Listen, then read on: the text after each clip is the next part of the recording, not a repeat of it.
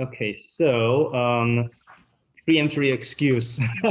my preparation schedule got thrown off. I'll blame Purim. Yeah. Purim and Shabbos, and so I have not had time to prepare this like I usually do, but that's fine. That's fine. No harm in preparing on the spot here. Okay, so this is Mishlei 1918. Yasser bincha ki yesh tikva el hamisto al tisa nafshecha. This is a kind of rhymey one. I think those are intentional. It's weird because like I'd say like maybe 1 out of 20 pesukim he'll rhyme. So it's not like a thing, but when that's pretty rhymey. Yeah. Okay. So how would you translate that one?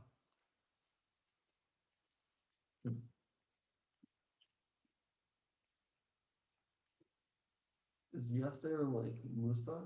Yeah. Okay. So I always forget this thing. So there is Yud Samech Resh, like, and then there's Samech Vav Resh, and then there's Mem Samech Resh. That one you can usually tell, but so I always don't remember which one is which and whether they're related. But I think it is Mussar. Okay, so yeah, what's your working translation, Mussar? Yeah, so rebuke or Giving over. So that's the Mem Samech Resh. Yeah. So rebuke or discipline, I think, are two good. Discipline. And the reason why I like that also is because when you talk about Mussar, if I had to pick one definition for Mussar, it would be discipline, or one translation, I mean, because when you're talking about, let's say, like, Lada'as Chachma Mussar, and you're talking about Mussar as like a subject matter, then, or as a internal midah, like, someone who has Mussar, I think rebuke sounds weird because rebuke always sounds like one person telling another, whereas Mussar as a quality of the personality is discipline, like living in line with discipline. It's also like responsive. Yeah, right. You mean rebuke is responsive? Yeah. Yeah, right. Whereas Mussar can be something that is like doesn't need a stimulus to prompt, other than the human condition. Yeah. Okay, so one of the weird things about like the Mussar movement is like learning rebuke. Yeah, it just sounds weird when you say that, learning rebuke. Yeah. All right, so Yasser bincha ki yesh tikva. Have discipline. No, discipline is not. Yeah. Because there is a tikva. Yeah, because there is hope. El hamiso al tisa nafshecha. This is a weird one. Yeah. So I think it's actually to killing him. Hamiso. Okay. And to killing him, al tisa nafshecha. Don't carry your soul. Yeah, don't lift or carry your soul. Yeah. Is that do it or don't? I think don't carry your soul to. Okay, let me read the English here. Okay, see how they say it. And I want to go back to the Targum in a second, but the English says, "Discipline your son, for there is hope. Let your soul not be what? Let your soul not be swayed by his protest." That's like already taking a stance. That's not hamiso. I mean, unless hamiso comes from some weird short that I don't know about, like hamaya, like crying out, maybe. Let's see. Living Knox says, discipline your son, for there is still hope, but do not be bent on his destruction. See, that's a much more literal thing, right? Al tisa nafshecha. And tisa nafshecha is a weird word also. Like lift your soul means like that.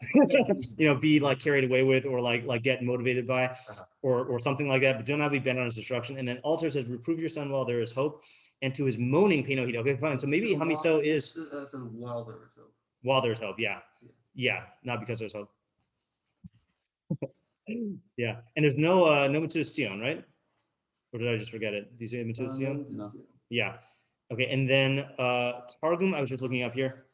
Redev Barach, which I think is just a straight translation of Yasser Bincha, Mitul the East Sifvia. So I was going to look up Sifvia. The Raya for Ashkenazi pronunciation. Sikva. Sifvia. Sifvia, which I'm not succeeding in finding. There's like a very short expiration date on my attention span for looking up stuff in the Jastro for Targum. Like if I can't find it in like the first couple seconds, I'm like, it probably means the same thing. Sikvia is Sikvui, yeah, what is looked for, prospect, or hope. Okay, so that's just a straight translation.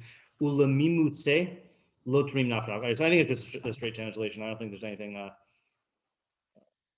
do you call it? Different about that. Okay, so what are we saying the translation is? Rebuke your son because there's hope. Okay, and don't, so let's just say, and don't lift your soul to his killing or to his outcry. Okay, and I'm pretty sure like like Home Libi, we say this on oh, anyone know where this phrase comes from? The Oh, wait, what? Tikva, the Israeli national anthem. I know what it is, but where's the phrase there? I know. Home Amaya. Oh yeah, you're right. Yeah, I can't do it. I can do it. Okay, I was gonna say it's from Nachim on Tisha B'Av. You know, Hamu may I call. I might no, I don't even know that either. All right, whatever. I think I do. yeah, yeah. I am gonna do a Torah just to see what their glossary says, just to be responsible here in terms of translation protocol. Okay, 19 Mishlei 19. Oh, quick bookkeeping thing. Do we have to change the time of Mishlei now that the minion is minion later now? No, It's 17. Okay. yeah. All right. Just keep me posted in case we need to change stuff. like 8 o'clock, so like do it one time. Okay. All right. This is 1918 Hamiso. So going to Al Torah. Okay. Yeah. So they track it as the shorish of die, like to die, which is how I translated it, and they don't say the other thing. All right, fine. Yeah. Hama or hame is to be noisy, excited, work after, be greedy, envious. Okay, I don't think it's that. But be excited to roar, to rumble. Yeah. Okay. So I'll say, I mean, outcries, I guess, to what his groaning is probably better. I know that's not the word we usually use for groaning, but like, it's got, I feel like you got like a nonverbal noise Mhm. implication here. Yeah. Okay. So those are our translations. So discipline your son for there's hope.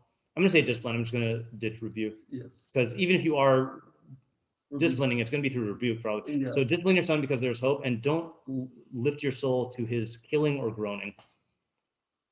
Yeah. So what are the questions?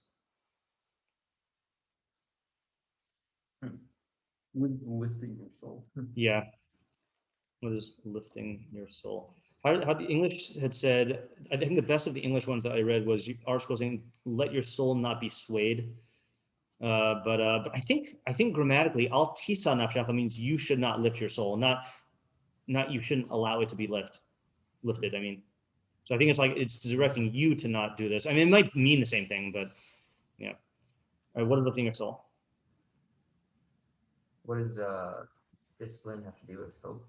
Yeah, what is the relationship between discipline and hope? And then obviously we have to ask them their hope for what? Right. Yeah. Yeah. Yeah. It also sounds very bleak. Like it's like Still, yeah. If you have to tell a guy this, Like- it sounds like there is no hope. Yeah. Yeah. what is hamiso? Yeah. What is hamiso? And then I guess, what destruction or yeah. What destruction / outcry is this? And then I guess, I mean, I think it's pretty clear here. I don't think we need to ask what the audience is, because this is clearly directed at the father, or I guess by extension, anyone who's in a position to rebuke or discipline anyone. You know the thing that there's 3 fathers in Mishlei? Yeah, so there's 3 fathers in Mishlei. What? Yeah, yeah, different safer. There's your whenever it says father or son, then there's it could be a biological father and son. It could be someone who raises them, like Esther's called the boss of Mordecai, even though she wasn't not he's not her biological father because he raised her. And then third one is a someone who teaches you. Not necessarily even in Torah, but just like but I mean, presumably in Torah, but like, that's the whole thing about the banim, tamidim are nikroim banim, right? So that's why I'm extending it, saying like anyone who's in a position to discipline anyone. Like I presume it could also be like like a general in an army and soldiers and stuff, but any or an apprentice and a craftsman. Yeah. In terms of proteins, shouldn't we like not like maybe like recognize that it could apply that it might apply that broadly, but like So that's kind of why I'm bringing it up now, because the Meiri says it as though these are three like primary meanings, meaning it's not like it only means father, and then we would have to interpret it as father and then apply it separately to something else. Meiri says across the board that it's like these are just three meanings of the word father. Yeah.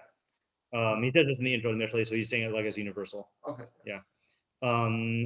Okay, so we know who the audience is, and I think it's pretty clear just the format of the pasuk is this is addressing two havaminas, right? Havamina number one being I should not rebuke him because there is no hope, and then I should not rebuke him something hamiso, right? Yeah. Is that I think that's pshat. I mean, unless Yeah, there's no, I thought you were saying you shouldn't rebuke him. meaning this guy, the guy who the pasuk is talking to, something might be deterred by this prospect of hamiso, and not rebuke him, and then the pasuk is saying, "Do not be deterred." Well, I was thinking that the way the second half of the pasuk could be interpreted is either that, either saying don't be deterred by it, or don't go so far that's so. Like Oh, I see. Okay, fine. So it's still, I think it will be an all-encompassing question of what is the havamina of Yeah. hamiso? So yeah. So what is the havamina? Meaning, yeah, what is the havamina of kiyesh?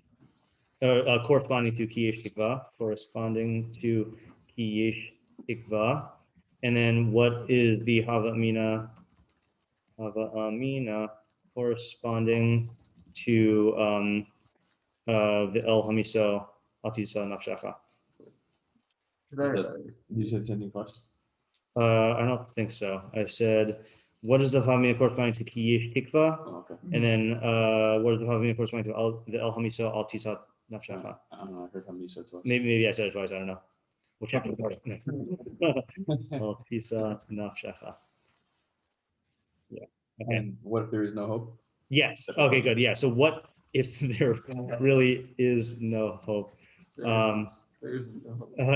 And it's I guess just to frame that question more broadly, in other words, what are the parameters of this pasuk? Meaning, like there, you could see it being that are particular cases in which there's no hope, or a particular age / like relationship type thing where there's going to like, let's say like, I don't know, like a 5-year-old kid is still under the sway of his father, but maybe like by the time he's 15, he's been in Russia for his adult life, then maybe there's no hope at that point. So like, where do you draw the line? Do you say 15 or 50? 50. Yeah. 15, maybe there's still hope. I don't know. But that's the question here. Yeah. And that was like his adult life was like Life was shorter back then. Yeah. Okay, so I think those are the questions, right? Yeah. Straightforward reading. I have like a shot of like the phenomenon. Yeah. So if like, say, I'm just gonna use father time, which I think could apply to father, where they have like a dysfunctional relationship, and he thinks So everybody, yeah, go on. it's like pretty bad, where like they, it's like, for example, let's say the son is like has like become, let's say, like a petty criminal or something. So you may like, the father might think that like my rebuking him isn't, I haven't done anything, so I should just stop doing it because like it's not working. Yeah. The thing, don't stop because the fact that you're going to continue rebuking is going to do something, like do something. I don't know what. And then I think the second half is don't take it to the extreme though, where you're like, basically, like I said, I'm gonna say like treating it like he's like you're dead to me. Like right. that's because then That strategy has never worked in any parental relationship. I don't think. Yeah. Well, there's no hope. Maybe that's a. Okay, yeah, I mean, you go ahead, push back because we got to find the middle. We have to find the parameters here. Yeah. But one thing that you are raising though, I think is good, and maybe I don't know if this is like central to the idea or not, but I do think that there is a binary way of thinking about this that people have of like either what I say is going to help or it's not going to help, and you're raising the possibility that like there might be like helping. I guess the question is like help or hope in what sense? Like let's say it doesn't change the person's behavior, but either the quantitative persistence of it might have an effect later on, or maybe the knowledge that being reminded of what actually is right and is wrong is still useful, or like the demonstration that the person cares is like something that is of use, like there could be like lots of middle grounds other than hope or no hope, Yeah. What is like rebuking your son?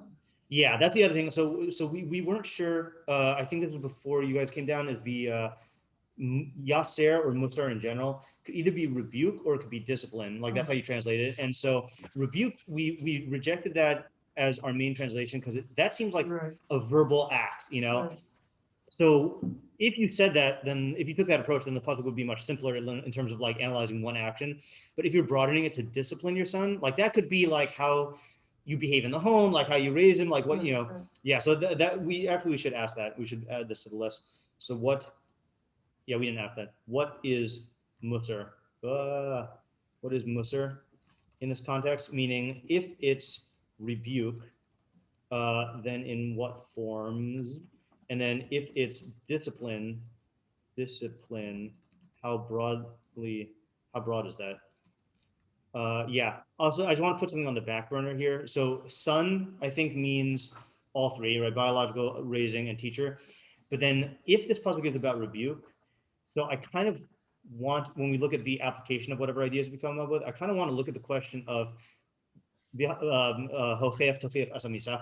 right? Like you should rebuke your fellow Jew, because that's always been a troubling thing, right? Like if you look at the halachas of tochacha, it's very strict, right? Like you have to keep rebuking them until they physically hit you, right? And again and again and again, right? And then whenever I've asked about this, I feel like, or looked into it, I always get this thing of, oh yeah, we don't know how to rebuke anymore, and like you should only rebuke if like there's a chance that they're gonna, change. Now, I don't want to get into the halachos because we're obviously not going to derive halachos from Mishlei, but in terms of like principles of, it's a very common question, like when do you say something that if you see someone going on the wrong, doing something that's harmful or going the wrong path, like what guidelines do you use to like gauge whether to say something? And I kind of want to explore that if this ends up being relevant. Yeah. And I don't know, sometimes in that situation, it almost seems like there are no guidelines. Yeah. Totally just specific to that situation. Yeah, right. Yeah, and that might be the answer. I mean, it might be so contingent on like the nuances of the circumstance or the relationship that like you can't have guidelines. Right. And the guy's nature, like everything. Yeah, right. The mood, The lighting. Yeah. What I'm kind of seeing right now is that like when someone's son does something bad in the father's eyes, the father feels like there's no hope, really. Yeah. He feels like, oh my God, how can my son have done that? Like, right. Whatever, all these feelings. And so I guess it's kind of Shlomo Melech, like giving hope to that father.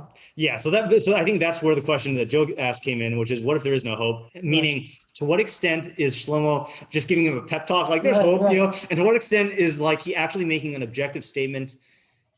And maybe there's a middle ground, because I don't want to cheapen it by saying it's a pep talk, but like maybe the problem, one of the reasons why your rebuke is not working is because you are approaching it with this feeling of futility that there is no hope, and maybe like believing that there is hope. It's like that thing, this came up earlier the year. There's got to be a name for this in psychology, but like if you are, I first heard the case of you're running in a jungle away from like a tiger or something like that. I don't know.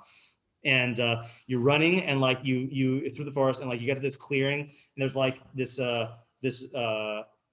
steep drop off, and it's like 5% chance that you can run and then jump across the other side, okay, and like 95% chance you're going to fall.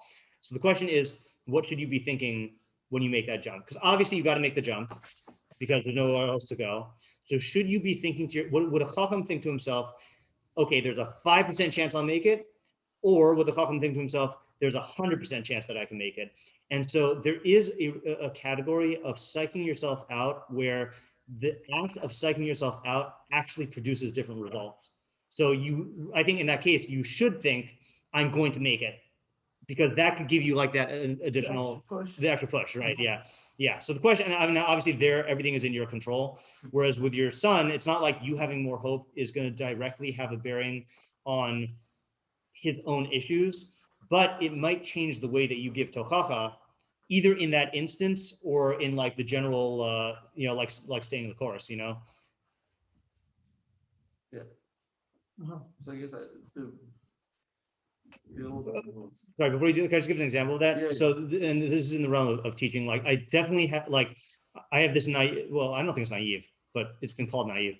I have this naive belief that every student loves learning, and that even the students who are the most jaded in high school or like angry or whatever, that it's just a matter of you have to like, tap into that part. Like, oftentimes it's the result of educational abuse, that like it's the love of learning has like been beaten out of them, by like bad schooling or parents or whatever. So like, there have been times where like, I will treat, I'll treat every student as though they love learning, and sometimes like you don't see any results until like 3.5 years into high school, So I think to myself, if I had just given up hope, inevitably my relationship with that student and my attitude toward them would change, and they could see when people give up hope in them, So like, that's what I mean by the psyching out in the long run. Like maybe the fact that the father is still, trying to rebuke the son does have like this underlying effect in the way he gives rebuke and in the way the son receives it, that can like, only like sprout, see, the show results later. Yeah. Sorry. What were you saying, Isaac? Yeah, so, I was gonna build on what I was saying before, Yeah. based on like what you were saying. So I think when, let's say, in a situation where like son does something like pretty like severely bad. Let's say he like Kick the puppy. No. yeah. And let's say he robs a bank or something. Yeah. I think it's not the legal. Yeah. Like, I think there's a tendency for a father to either like be like, I'm just not gonna be able to change him anymore. So I'm not even gonna, like, I can't not say anything about it. Yeah. Or to be like, I'm gonna just like distance from him, and maybe that will like, Right. But I think if if the father communicates that this is not like a vice that he's okay with, but without withdrawing his relationship, then he's now putting the son in a situation where, in terms of where there's like a certain like it's a psychological pressure from the father, that the father has like a different like he's gonna be in conflict because his value system is different from his father's, but like he can't just be like he like but like he still has that relationship. Yeah. So, okay. So I think that's a candidate for a good idea, is the maintaining of the relationship.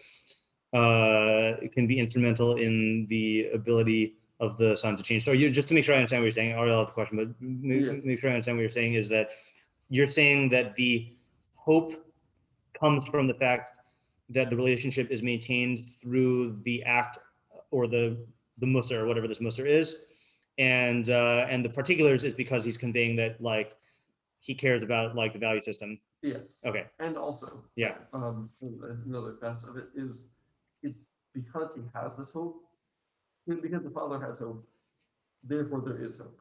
Yeah. So that, okay, good. All right. Let me just, all right. What was your question? It's not a question. It's more of a thought. Yeah. I think it's along the lines of what Isaac was saying, and possibly Joe. Okay. Maybe you could say that the two halves of the pasuk are talking to two different people, or the focus is on two different people. Okay. The first half of the pasuk is the focus is on the son and how you should and how you should relate your actions to the son, versus the second half of the pasuk is discussing what you should be doing in these circumstances.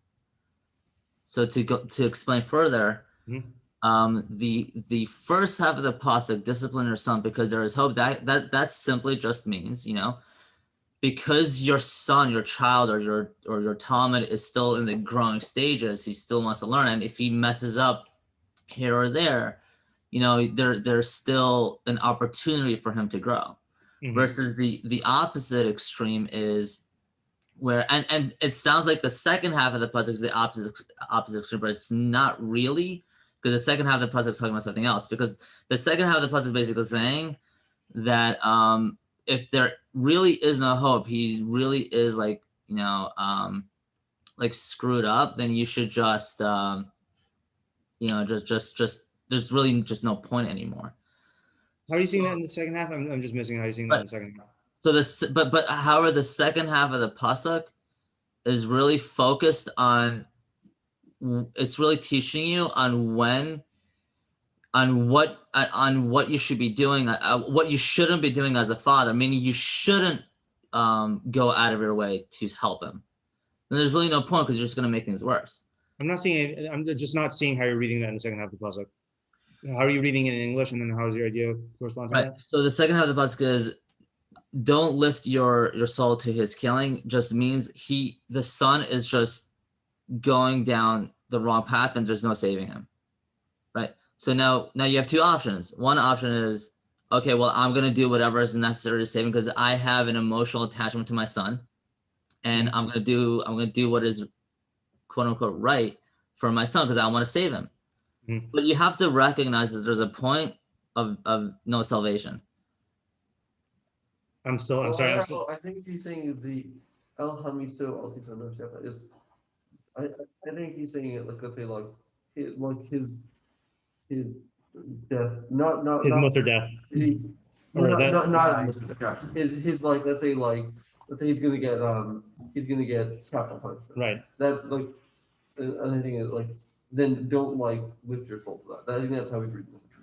Don't lift your soul. That meaning don't like try to like intervene or something. I hear that reading. It's not mashma to me that it's two opposite attitudes. So I'm not going to go with that. I'm not saying it's invalid, but I'm going with the fact that both halves are encouraging you to rebuke your son, and the first half is saying is giving you a reason to do it, and then the second one is refuting a reason not to do it, meaning that and I'm kind of like I'm liking the groaning or outcry thing better, meaning like the father. There's two reasons why a father might not give Mussar to the son. One is because he thinks there's no hope. The other is because he is deterred by the fact that the son like reacts badly to it, and like whether the reacting badly is an outcry, whether it's like he thinks he's harming the son, like killing him, by like by taking away his bank robbing escapades, then it's a deterrent, So I'm gonna go with that just because I think that's more mashma, but that's not saying that what you're saying is wrong. I just think it's not the most intuitive reading. I couldn't hear the guys. Can you say? Is your presence in today's year just another prank? Is this for next week's video? No, it's honestly like I thought. You're just saying a dumb idea because no, I'm just kidding. No, honestly, I was gonna come to share because I thought we wouldn't be wearing masks anymore. Oh yeah, but I saw that in your eyes when you looked in and saw everyone wearing masks. Yeah. Whatever. So I can't. I still can't do that. Yeah. It's an emotional block. Yeah, I don't care about your complaining. There's still hope. All right. Yeah. Okay. So any other pieces, or should we like try to develop Isaac's thing more? Because you didn't go into the second. Did you go into the second half? Yeah, I said that it's not like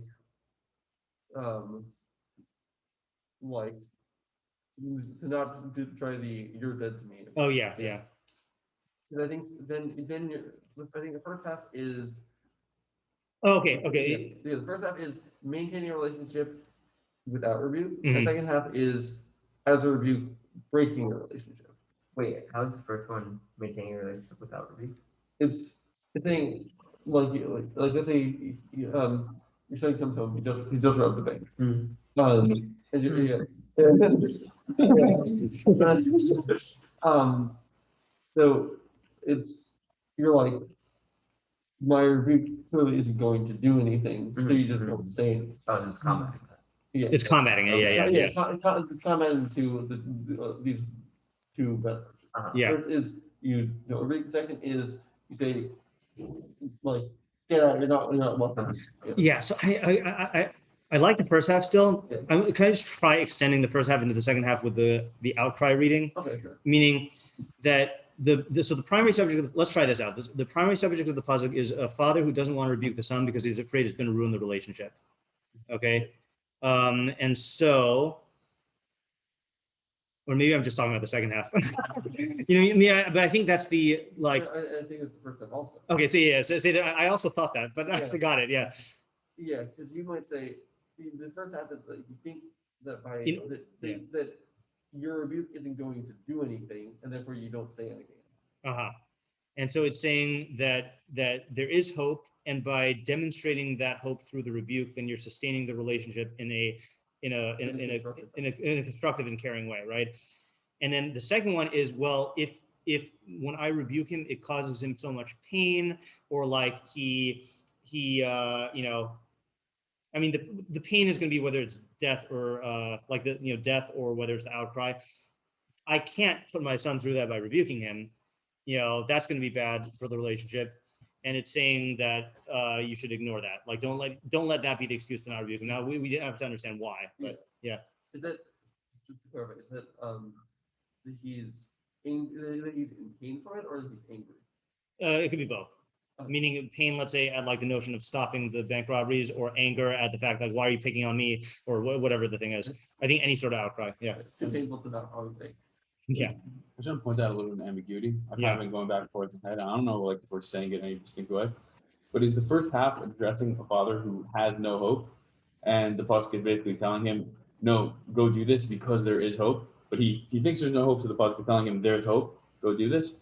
Or does he think there's hope, but doesn't necessarily consider rebuking him? And then the pasuk is saying there's hope, and there's hope, go rebuke That's him. a good ambiguity. I like that. I think, okay, let me try saying it, make sure I understand it, right? Is that rebuke him because there's no hope. Sorry, because there is hope, right? Because there is hope. So this to have mean, who needs to hear that? So either it's someone who is not rebuking because he thinks there is no hope and saying, no, rebuke because there is hope. Or it's talking to someone who thinks that there's hope, but there's some sort of lack of follow through in the rebuking, and saying, no, if you think that there's hope, then you should rebuke him. Right. Yeah, that's good ambiguity. Right. And there's an optimum there, because about whether a situation of no hope exists. Yeah. Right. I mean, just another way to say it is the chiddush, there's hope, or the chiddush rebuking, Yeah. Structurally, I'm inclined to think that the chiddush is rebuking, because that's what the chiddush in the second half is. Right. Which would point to the fact that maybe he thinks that there is hope. But I also think that we have to be a little bit more understanding of the emotions of how like you can be a parent who, generally speaking, there's hope, like you have aspirations for your son, but like in this particular case, you tell yourself, oh, this rebuke is not going to matter. That's like a more localized, maybe that's the more realistic form of what you were saying, of like that there is hope in the sense that there's like an underlying hope. Every parent wants what's best for their kid, but then when push comes to shove, and like he comes home and like all the soot from the bank robbery is all over him. I don't know what. The bag with the dollar sign. Yeah, right. And he pulls off his raccoon mask. Then you're like, I'm not going to there's no point in me saying something right now. And so the rationalization is like, there's a disconnect between the underlying hope that you have, and then like the realization that hope is only going to come to fruition if you actually like act on it. I also just want to throw one more question into the thing here. Just this is kind of an extension on the what if there is no hope. There are plenty of pesukim in Mishlei that say don't rebuke a ksil, don't rebuke a fool, and don't rebuke a late, and certainly don't rebuke a rasha. So you would think that if your son is a Ksil Leiter or Russia, then this pasuk doesn't apply. So I just want to make sure that we acknowledge that's the Mishlei limits of this pasuk. Yeah. There's another possible Halloween. Okay. I mean, it's similar, but it could be that you think that like there, I don't know if this is possible, but you could have a person who thinks that like because there's hope, like there's no need to rebuke, like it's gonna get better. Right. That's true. So even though there's hope, like, Yeah. you should still be, or maybe because there's Okay. hope, Yeah. like, That an is opportunity to good. rebuke. That's good of me also. Yeah. Yeah, I guess I'd say with the field Leiter Russia, Yeah. there you have a relationship that's, I'd say, dysfunctional in a way where he's not going to care about the fact that you're rebuking. Yeah. And I think the premise of the first half is that he does care about it to some extent. Maybe, but I'm saying maybe. Do you see that from the pasuk, or you're assuming that based on like the way we've analyzed it so far? The way we've been- Yeah. Right. Okay. Well, it wouldn't make sense to rebuke him if he wasn't going to listen to it.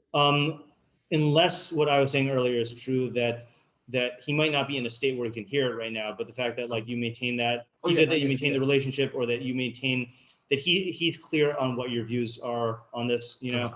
Even Exil could benefit. I don't know. That's the thing, because we did when Trump got COVID, right? It was the last mention this year before Sukkot, and we talked about Rabbeinu Yonah mentioned the one case in which you could reach a ksil, which is if he. I mean, I guess maybe this is already answering the question, but he said that if the ksil is himself experiencing the consequences of his bad decision, and you don't frame it as a rebuke, then there's possibility that he'll see it. But if you frame it as a rebuke, then he'll put up the resistances. And so that obviously you couldn't read us as saying it. You couldn't read our pasuk as saying rebuke your son. It would you have to like hey, it has to be like a roundabout like Mussar type way, you know. But yeah. That's why I don't think the pasuk is. I agree that I don't think the pasuk is addressing a case of Ksil. Like I think that's a stretch. I was just wondering like what Mishlei would say about a case like that. I think this is consistent with the theory that the more straightforward the pasuk is, then the more difficult the idea is. You know, like I feel like we're definitely in like the ballpark, but there's so many different. Maybe just because like because this kind of straddles the fence between a particular case and then like the entire sugya of rebuke. That's hard to like. I'm feeling it's hard to get our bearings. You know, there's different possibilities.